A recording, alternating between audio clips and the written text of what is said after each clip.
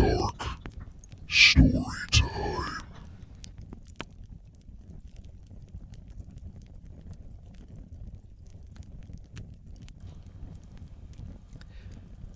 Pure white snow embraced the world beyond Catherine's isolated ranger station. Each flake a silent trespasser. She stared into the dense woods, a memory nagging at the back of her mind, a tale the older rangers told of voices on the wind, carried in by the first snow. The trick of the cold air, they had said. The radio crackled to life just after midnight, breaking the 6 hours of dead silence just as the season's first snow began to embrace the world beyond the windows. The sound came suddenly, startling her.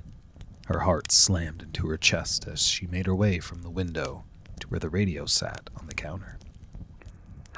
Hello? The sound of static was eating into the feed. Is anyone there? Her hand trembled just above the receiver, the voice spilling from it.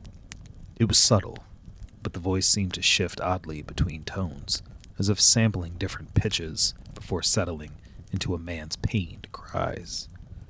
I need... bleeding badly. Intense bouts of static warbled the message, the crackling cutting off entire sections of speech. Something's out.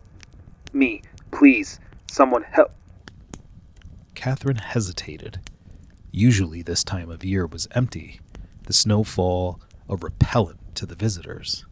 The very first snowfall of the season usually drove the campers away without fail, leaving this time of year pretty quiet.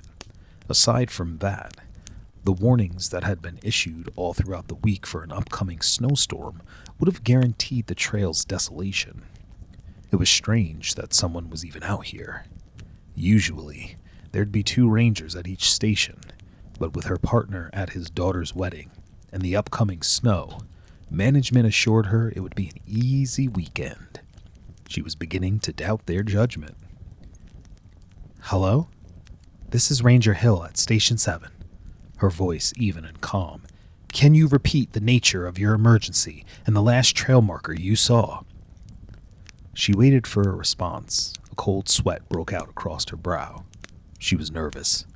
The long pause before the reply held an icy grip on her, biting through the cabin's warmth.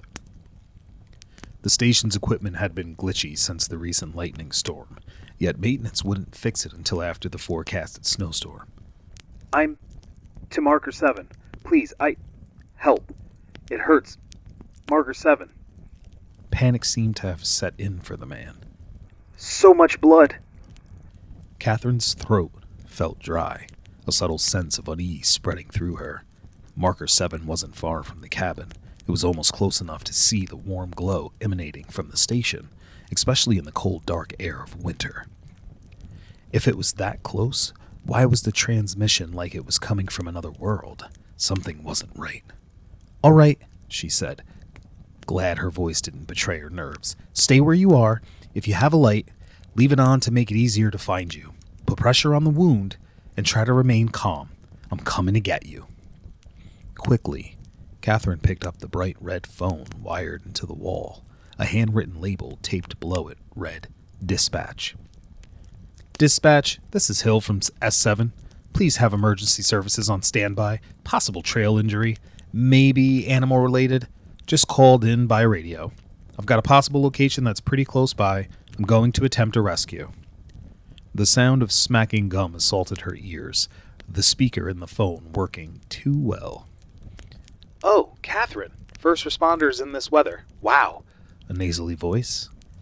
It was Shelley, an older woman with an inability to read the situation. Okay, hun. But I suggest you take your time, not like you're going anywhere in this weather. She snorted, pleased with her own joke. Anyway, Sweet Pea, you be careful now, and make sure to bundle up. That snow is really starting to come down. Catherine rolled her eyes and confirmed to Shelley the beginning time of her search. 12:23 a.m. It would take her no more than 3 minutes by ATV to make it to the location given by the man over the receiver. And if the bleeding was bad enough to cause such a distress call, then she had no time to waste. She hoped the snow hadn't built up enough to hinder the ATV. The last thing she wanted was forcing an injured man to try and walk back to the station with her. She made her way to the door, swinging the emergency response bag across her back and hooking the radio into her belt. She grabbed the keys from the hook next to the door and stepped through the threshold. The moment the door closed behind her, a dreadful silence washed over her. A shiver, not fully related to the chilling air, snaked down her spine. The only sound was snow crunching underfoot as she hurried to the ATV.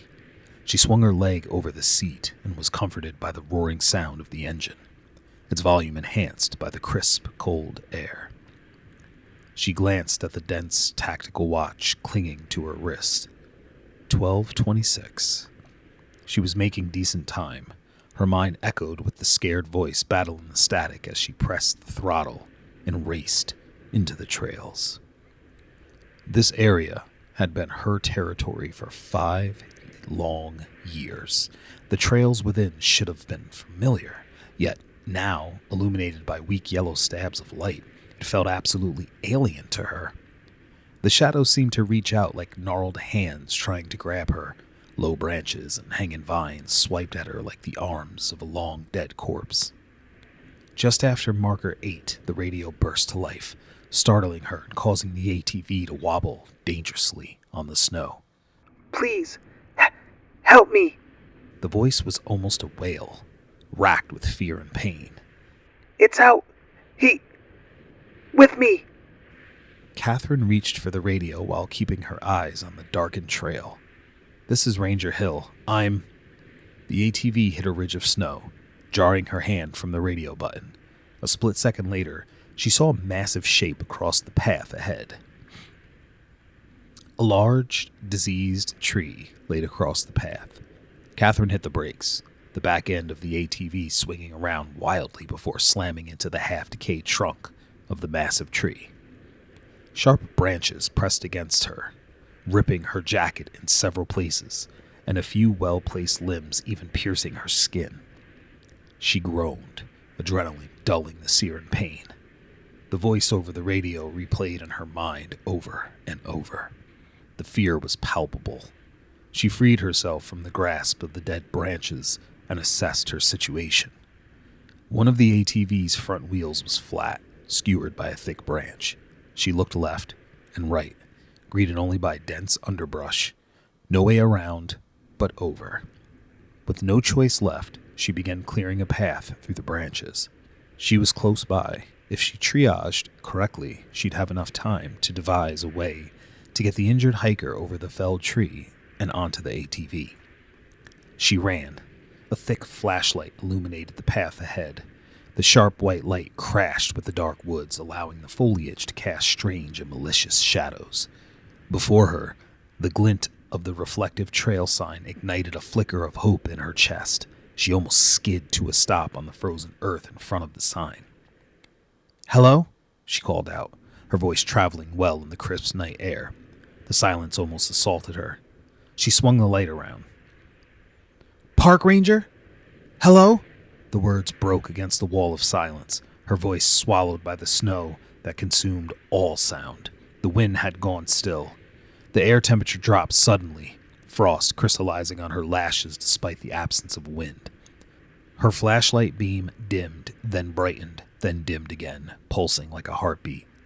When she exhaled, her breath clouded oddly, curling back behind her instead of hovering in the still air around her. Behind her, a branch cracked. She jumped, whirling around, fear washing through her. Nothing moved, not a sound was made. Was it a prank call? Some well-executed hoax? Is that why the transmission was so rough? It felt like the forest was closing in around her. She tried to steady her breathing. She pressed the call button on her radio. "Dispatch, this is Hill. Something's not right out here. I'm at marker 7, but..." Only static answered her. She tried again, adjusting the frequency. Nothing but the same hollow static that infected the earlier transmission. "Hello?" A distant voice. It was the same man she heard on the radio. Utterly calm with the unsettling edge almost monotone.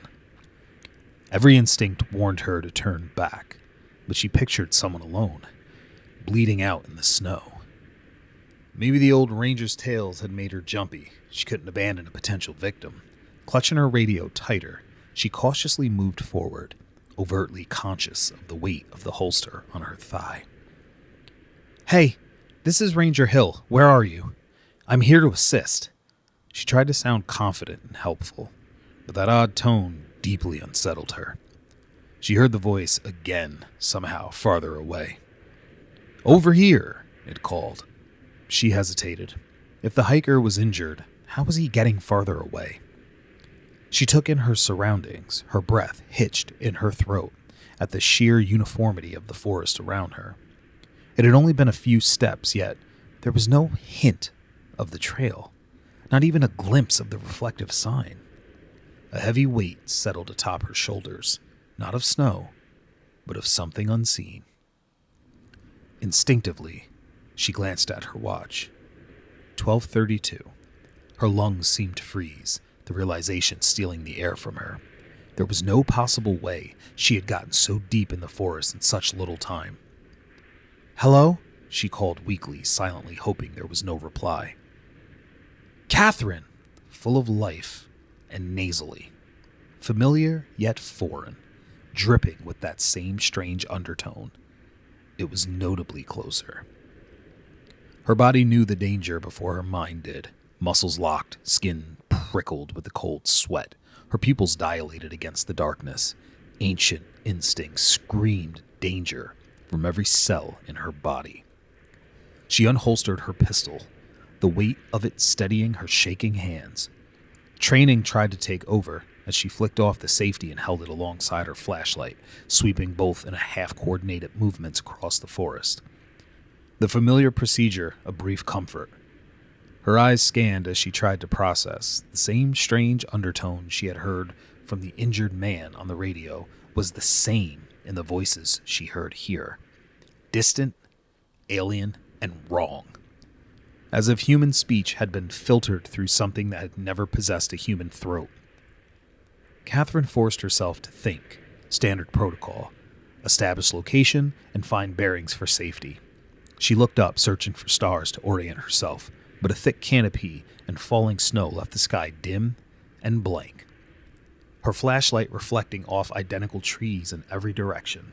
She frantically patted her pockets, remembering too late that her compass, along with her other survival basics, was still attached to the damaged ATV. She considered retracing her steps, but snow had already begun to fill her footprints. Hopelessness was beginning to flood her veins. With horrid realization, her mind decided there was no injured man. It had been a trap. She had been lured to the depths of the remote, isolated away from warmth, away from hope. Catherine remembered the tales, the voices that came with the first snow. Not just tricks of the cold air, as the Cadre Rangers had said. Not just a story to scare the rookie Rangers. Suddenly another sound shattered the silence and she turned wildly, breathing heavily. A new voice rang out, lower, gravelly, like a voice unused for a lifetime. "Catherine."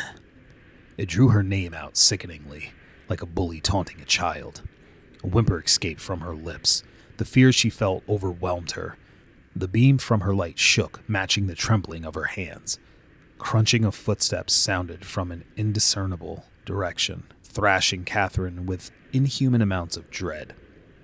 She swung the light around, a weak attempt to ward off the solid darkness. The footsteps stopped and the silence hung heavy in the air. Her ragged breathing was the only sound for miles. Her heart pounded so hard she believed a broken rib was inevitable. A brittle snap, a rush of air tickled her skin, and her flashlight flickered pitifully. Horror overcame her as the light died, allowing the opaque night to consume her. She stood frozen in the spot, terror rooting her there. She fumbled for the backup light in her pocket, fingers numb with cold and fear. It sputtered to life, a weak beam that illuminated nothing but swirling snow. Then movement at the edge of the light, shaped that seemed to be circling her. She turned, attempting to track it, but it revealed nothing but misplaced shadows. For one heartbeat, the light strengthened and glinted against the gravel edge of the main trail. She saw it just a few yards away. Safety. Catherine lunged forward, boots finding purchase on the fresh snow. The light died again. Absolute darkness. A sound came from behind her. Not footsteps, but something sliding across the snow. A hot, damp breath fanned across the back of her neck, rustling her hair. A quick, gritty whisper caressed her ear. Catherine.